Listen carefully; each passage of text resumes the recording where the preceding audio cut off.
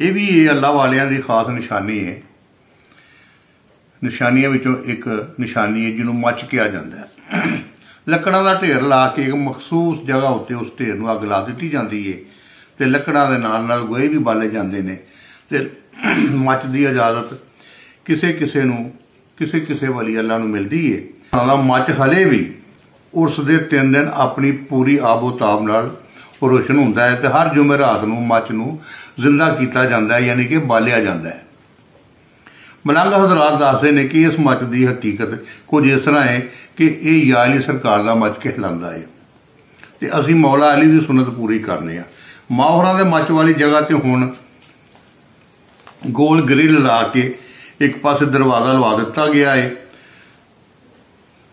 ते इस जगह तो इस जगह के उत्तों लैंडर पा के बेहतरीन बना दिता गया है।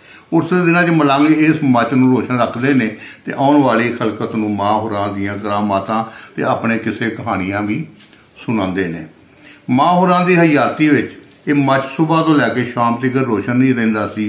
जिहड़ी शै भी मां होरां नूं लभदी या कोई बंदा या बुढ़ी खास करके मां होरां वास्ते लैके आउंदे, मां होरां नूं दिंदे ते मां होरी फट उहनूं मच विच सुट दिंदे।